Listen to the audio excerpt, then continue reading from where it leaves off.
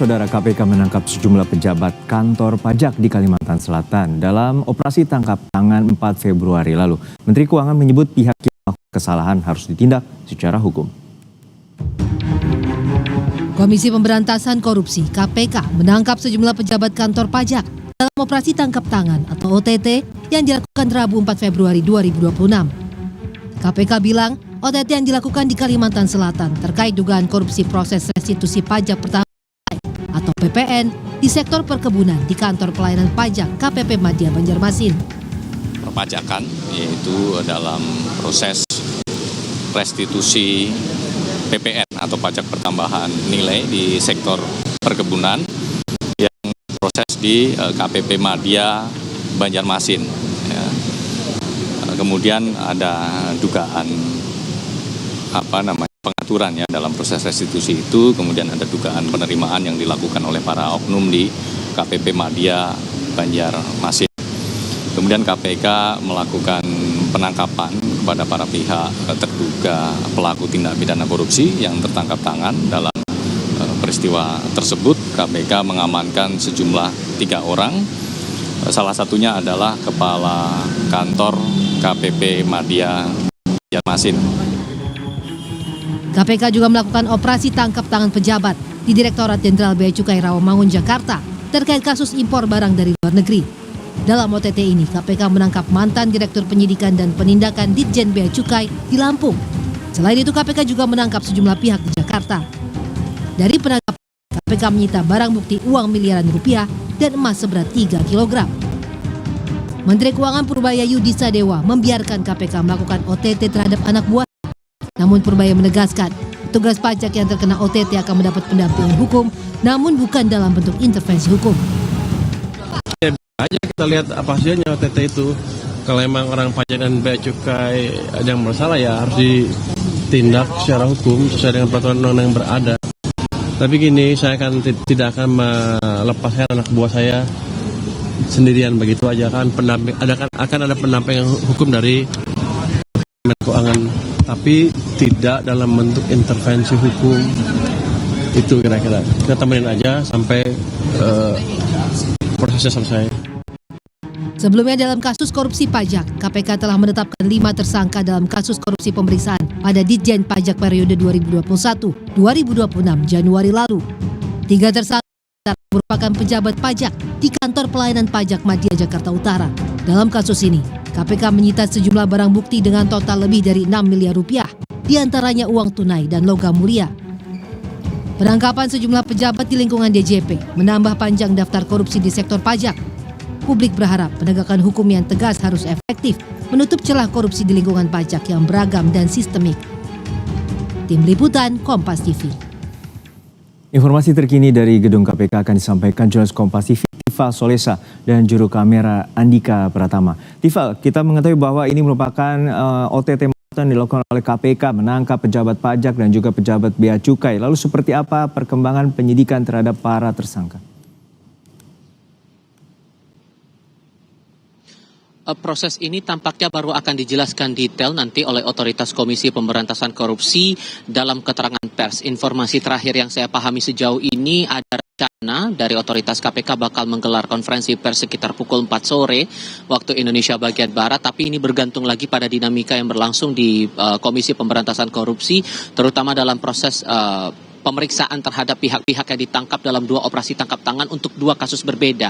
Untuk Banjarmasin ini kasusnya berkaitan langsung dengan pengaturan nilai pajak pertambahan nilai atau PPN untuk sektor perkebunan di Banjarmasin, Kalimantan Selatan. Di sana ada 3 pihak yang ditangkap, 2 aparatur sipil negara dari kantor pelayanan pajak Madya Banjarmasin, sementara 1 pihak lainnya adalah dari kalangan swasta. Sementara pada kasus lainnya, operasi tangkap tangan di Jakarta dan Lampung, ini berkaitan langsung dengan dugaan korupsi, walaupun kemudian belum dijabarkan detail berapa banyak pihak yang ditangkap saat itu, karena disebutnya ada beberapa pihak, tapi berapa banyak pihak yang itu masih butuh konfirmasi dari otoritas KPK maupun juga peran-peran hingga sejauh mana perkembangan kasus ini dipantau ataupun ditelusuri oleh KPK. Tapi ini setidaknya menambah daftar kasus yang diusut oleh KPK di sektor di lingkungan Kementerian Keuangan.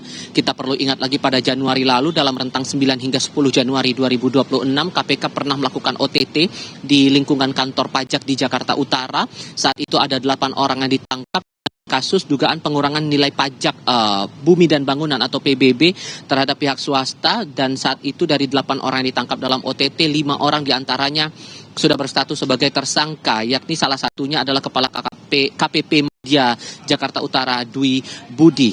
Yang dijelaskan oleh KPK saat itu kasusnya adalah pengurangan atau pengondisian nilai pajak bumi dan bangunan tahun 2023 PT Wanatiara Persada yang harusnya membayar pajak saat itu sebesar 75 miliar rupiah, namun dikondisikan hanya membayar sebesar 15,7 miliar rupiah, sehingga di dalam kasus yang diusut oleh KPK pada Januari lalu dalam operasi tangkap tangan, nilai kerugian ditaksir mencapai 59 miliar rupiah. Apakah polanya akan sama permainan pengondisian nilai pajak ini dengan dua OTT, terutama dalam OTT yang berlangsung di kantor pajak di Banjarmasin, Kalimantan Selatan? Semuanya masih akan diketahui saat nanti KPK akan menjelaskan itu kepada publik lewat konferensi pers yang digelar sore nanti. Tapi yang dijamin oleh Kementerian Keuangan, pemerintah dalam hal ini Menteri Keuangan Purbaya Yudi Sadewa menyerahkan seluruh pengusutan kasus ini kepada otoritas KPK, walaupun kemudian dari Kementerian Keuangan menyebutkan bahwa para pihak atau setidaknya pegawai yang mendapatkan tindakan dari operasi tangkap tangan KPK ini disebut tidak akan dilepaskan anak buahnya sendirian. Itu pernyataan Purbaya kepada wartawan terakhir kali di Kompleks Parlemen Senen Jakarta kemarin. Akan ada pendampingan hukum kepada mereka, meskipun kemudian ditegaskan tidak ada dalam bentuk intervensi. Pemberian pendampingan kepada mereka bukan upaya dari otoritas pemerintah untuk ikut campur dalam pengusutan kasus di Komisi Pemberantasan Korupsi. Jono. Ya Tifa, yang juga menarik ada barang bukti penyitaan terkait dengan uang miliaran juga emas logam mulia 3 kg. Lalu seperti apa sebenarnya keterangan dari pihak KPK terkait dengan penyitaan barang bukti dari Ditjen Bea Cukai itu sendiri?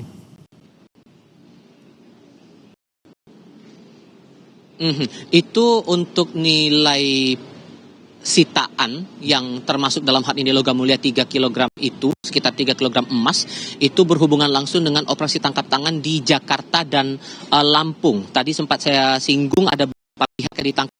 Konteks perkara itu tadi dugaannya adalah dugaan korupsi, termasuk di penindakan dilakukan saat itu di kantor pusat Bea Cukai Kementerian Keuangan. Ada pejabat tangkap di sana, kemudian ada uang sitaan juga nilainya miliaran rupiah dalam pecahan rupiah maupun juga pecahan mata uang asing, ditambah dengan emas itu tadi dengan nilai besarannya lebih kurang 3 kg.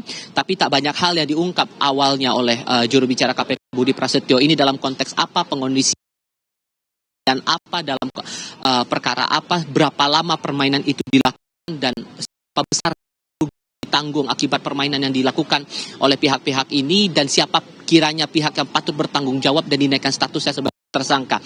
Ini publik perlu menunggu lagi sampai konferensi pers baru akan berlangsung sore nanti juga. Baik, kita nantikan bagaimana konferensi pers yang akan dilakukan KPK untuk menjelaskan OTT KPK di dua lokasi, baik di pejabat pajak dan juga pejabat bea cukai. Terima kasih atas laporan lengkap Anda, jurnalis Kompas TV, Tifa Solesa dan juru kamera Andika Pratama dari Gedung KPK Jakarta. Dan Saudara, Menteri Koordinator Bidang Politik dan Keamanan Menko Polhukam Jamari Chaniago menekankan pentingnya sinergi antara pemerintah dan media massa untuk menjaga stabilitas serta memajukan bangsa. Hal ini disampaikan Menko Polhukam dalam acara silaturahmi media nasional di kantor Kemenko Polhukam Rabu kemarin. Menko Polhukam menyoroti maraknya penyebaran fitnah dan berita bohong yang dapat memecah belah masyarakat. Ia menegaskan kolaborasi strategis dengan media sangat krusial untuk meluruskan informasi yang menyimpang. Meski menekankan persatuan, Jamari meyakinkan dan menjamin pemerintah tetap terbuka terhadap kritik. Baginya, kritik adalah instrumen penting untuk evaluasi kinerja dan penguat demokrasi. Kritik itu adalah kritik itu adalah masukan untuk bisa kita tindak lanjuti. Kalau saya mungkin mengatakan berdasarkan orang-orang pandai mengatakannya tidak ada negara yang aman pada kritik. Tapi mungkin adalah karena hilangnya mendengar dan takutnya melakukan kritik. Mungkin oleh karena itu maka kritik itu kita dibutuhkan supaya kita bisa berdiskusi, bisa memperbaiki.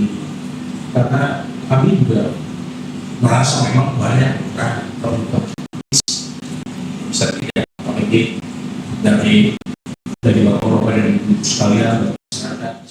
Usai jeda saudara, berawal dari eksperimen ibu rumah tangga di Makassar berhasil menciptakan pewarna hijab organik. Menariknya kreasi hijab miliknya bahkan mampu menembus pasar global.